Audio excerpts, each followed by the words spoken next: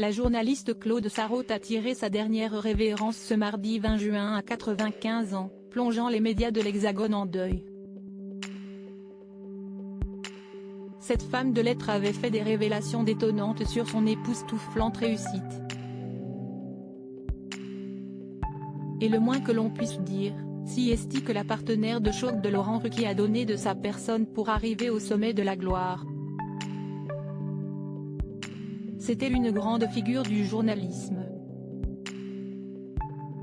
Claude Sarraute a rendu son dernier souffle ce mardi 20 juin à l'âge de 95 ans.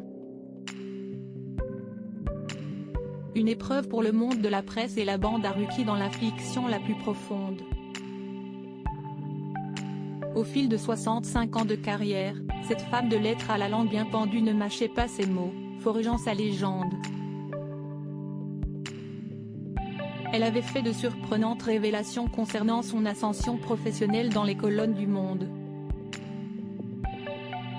Faut-il coucher pour réussir? Claude Sarraute a répondu cash à cette question délicate.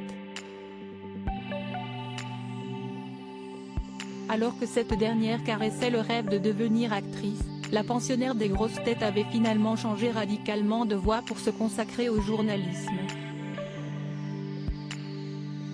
Un virage à 180 degrés qui ne cesse pas exécuté au hasard.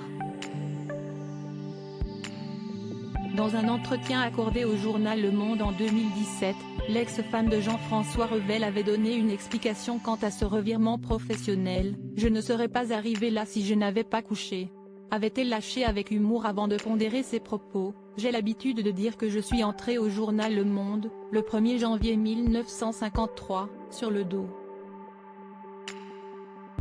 Grâce à un amant dont je suis tombée amoureuse, avant de savoir qu'il était journaliste au service étranger.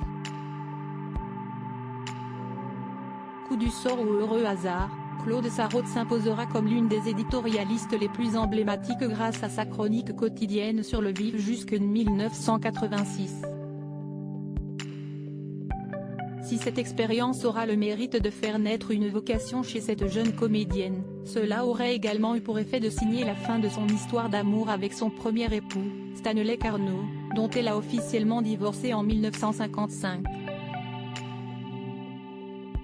Un départ déchirant. La disparition de Claude Sarraute n'aura pas laissé ses homologues de marbre.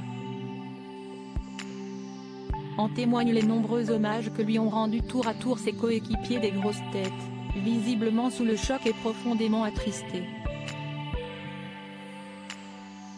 À commencer par le taulier du PAF, Laurent Ruquier qui a du mal à cacher sa vive émotion.